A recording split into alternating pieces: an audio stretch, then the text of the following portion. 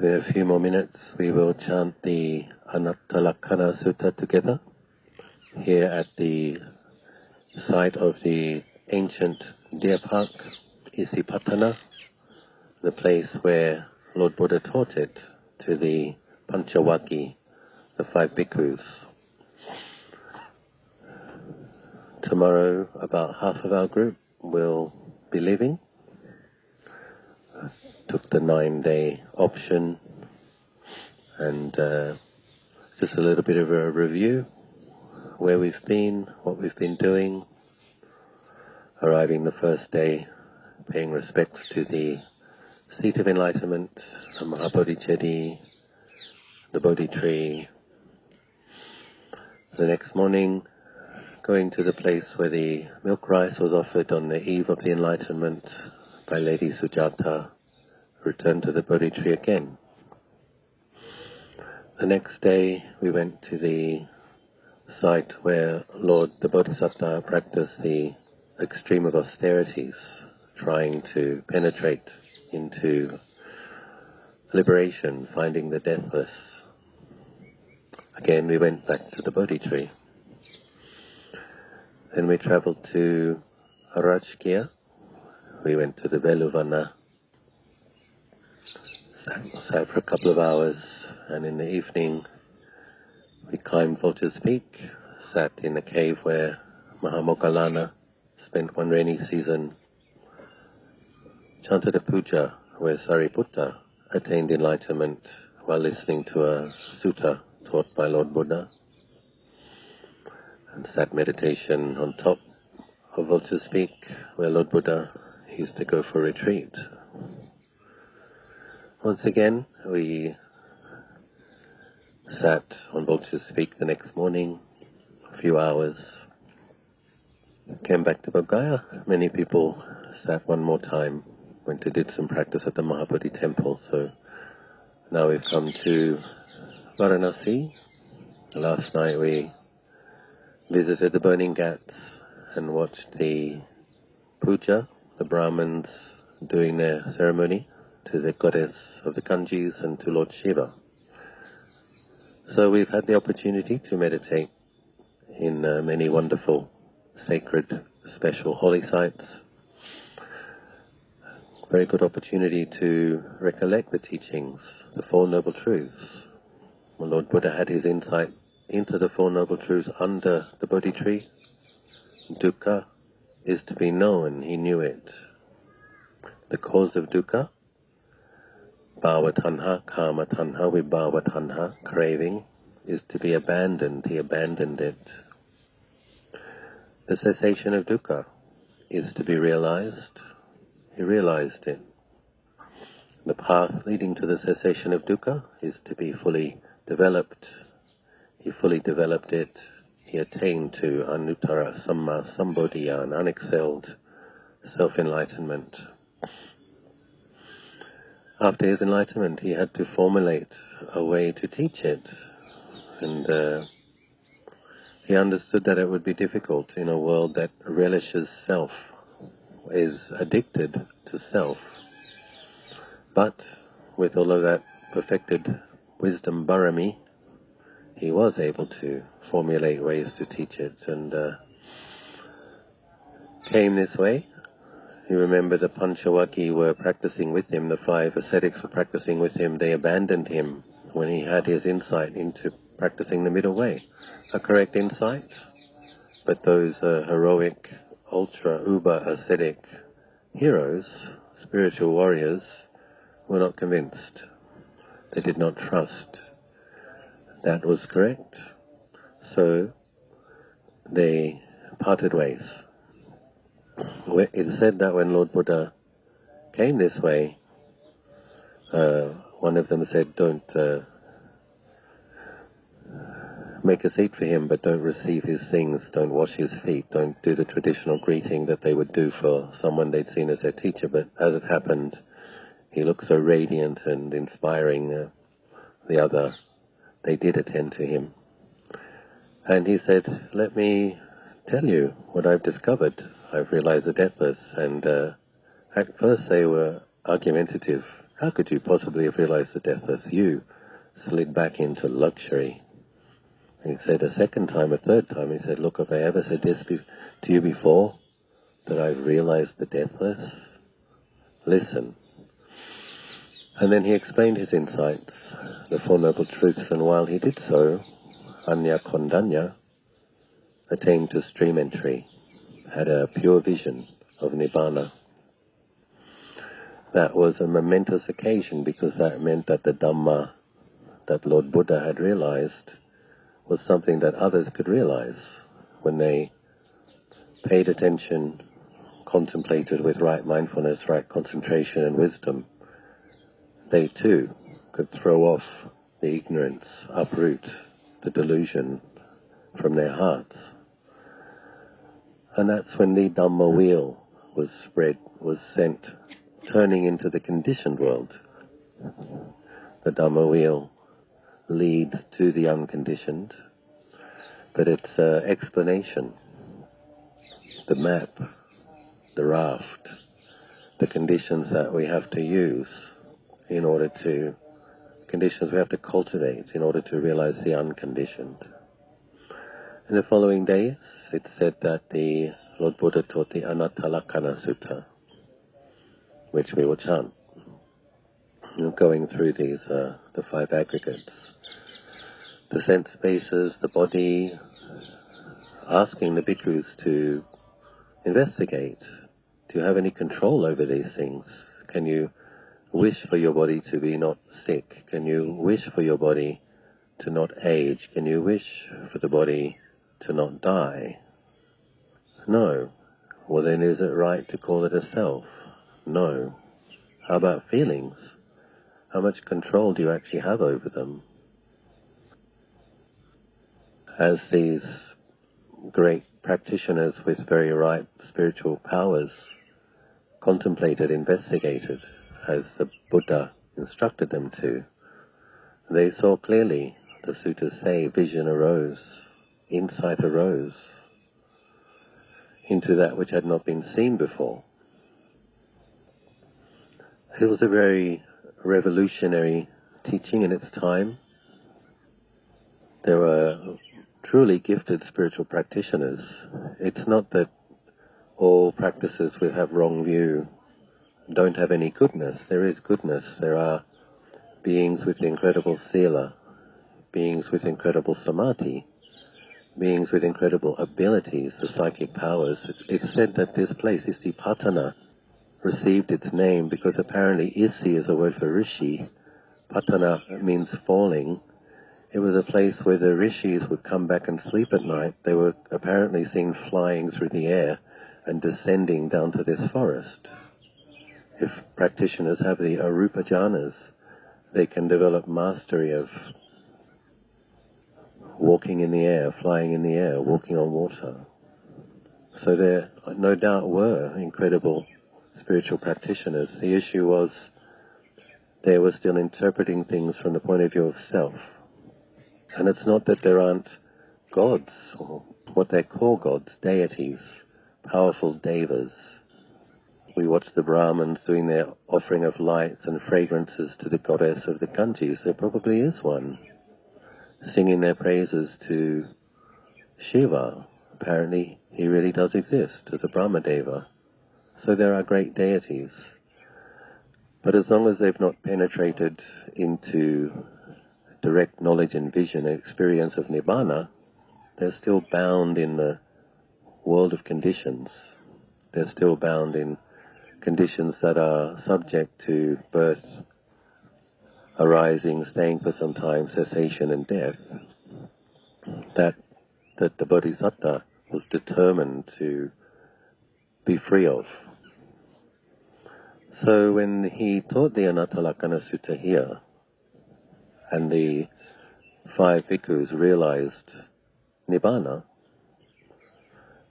saw not self, abandoned grasping at it, and realized Nibbana, that was the end of their journey in samsara.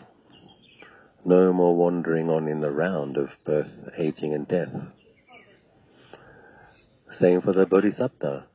Millions and millions of lives in the Buddha's final birth.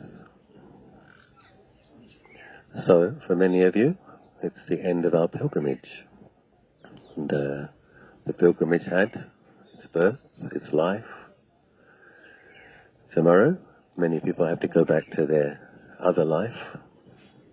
But we've been cultivating the Eightfold Path, sowing the conditions that will help lead to the unconditioned. Auspicious merit is a very real thing. This morning when we were meditating in front of the Dhammika Stupa, and I was recollecting the 8 or 9 holy places that we've been practicing together, and I just had this clear, strong sense that all of us now have more parami, and now have more merit. And this is something that we must rely upon, because people need spiritual qualities, people need merit as a foundation for the insight that will liberate us from the conditions. So I feel very happy that everybody gave themselves to the practice and lent ear. One of the words for Savaka Sangha is hearers, those who give ear, those who listen. The 3 ways of cultivating wisdom: listening to Dhamma, contemplating Dhamma, practicing to try to have a deeper insight. So everybody practiced well and put forth good effort and has taken steps along the path following Lord Buddha's footsteps, and the Nibbana is closer. Last night's visit to the Burning Ghats, quite a good experience, I feel, and good to get a good face full of life, birth, aging, death, fires of aging and death around us, and the ash of the corpses blowing in our faces. This is when you read the end paragraph, which we're about to chant in the Anattalakkhaṇa Sutta. It says that in seeing thus these 5 khandhas, seeing that they were bound up with suffering, weariness arose. So we have to have a good look at the conditions, and a sense of weariness arises, and if we know how to relate to that, that's a good thing. Weariness leading to dispassion, dispassion leading to purification, purification leading to liberation.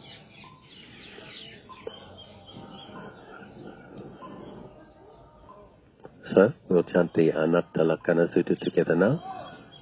And we have to balance these things. We have to balance the weariness with the metta, mudita, karuna, cultivate the upekkha. We rely on metta, we rely on sila, we rely upon the joy of dana and faith. This supports our effort. And when we have some stability, we have a really good look at these conditions, and weariness arises, dispassion arises, and that should turn our minds more deeply inward. When our minds turn more deeply inward, we will get better samadhi. The mind is sobering up from its deluding attachments, intoxications, and with that sobriety can come beautiful, pristine clarity, deep peace, tranquility, contentment, mental contentment.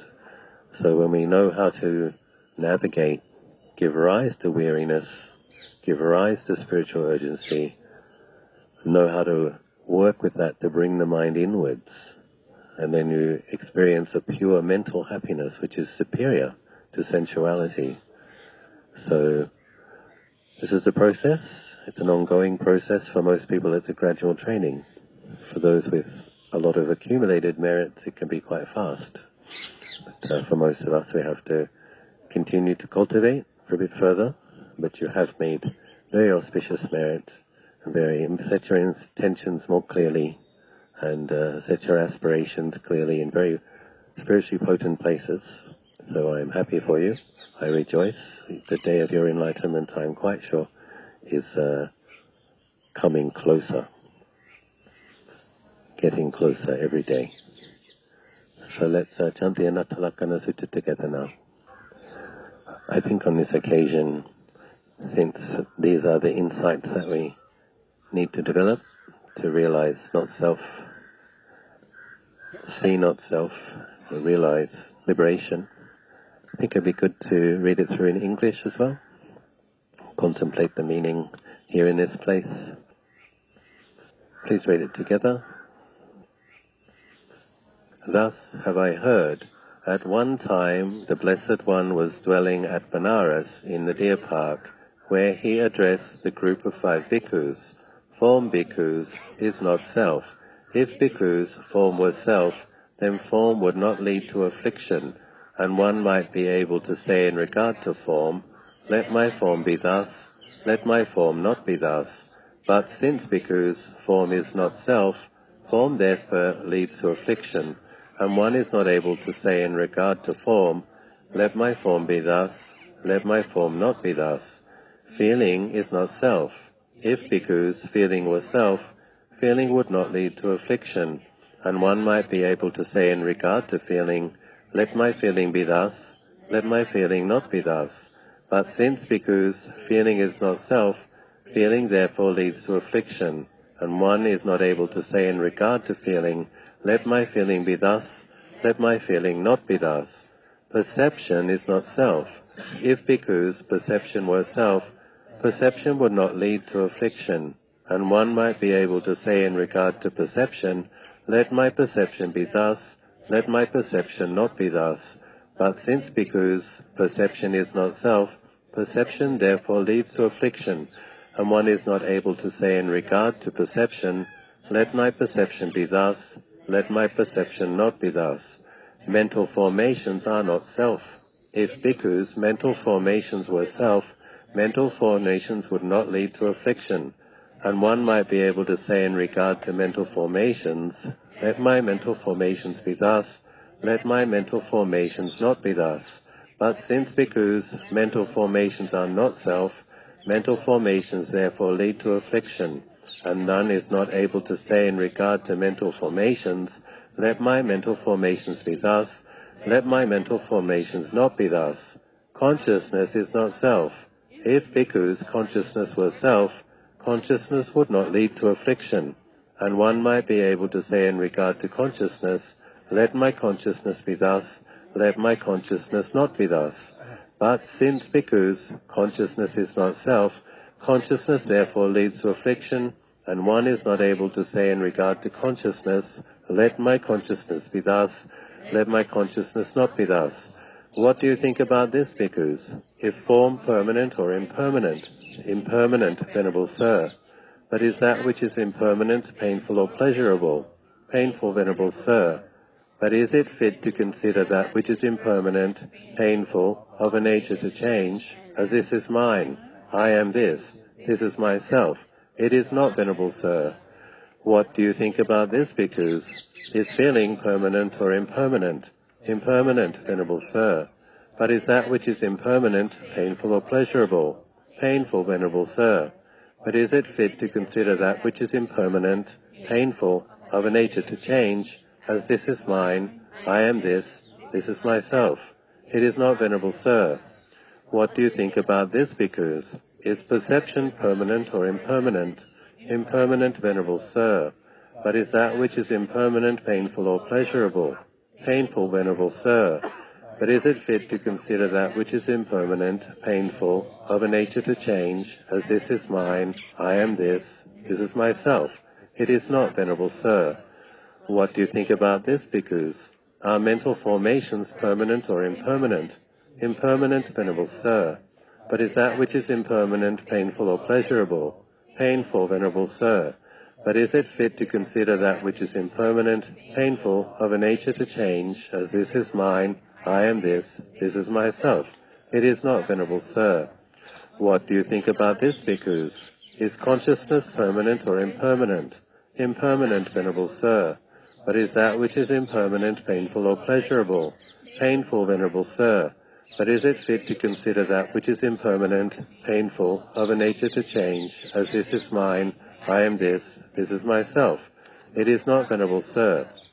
Therefore, bhikkhus, whatever form there is, past, future, present, internal or external, gross or subtle, inferior or superior, whether far or near, all forms should, by means of right wisdom, be seen as it really is thus.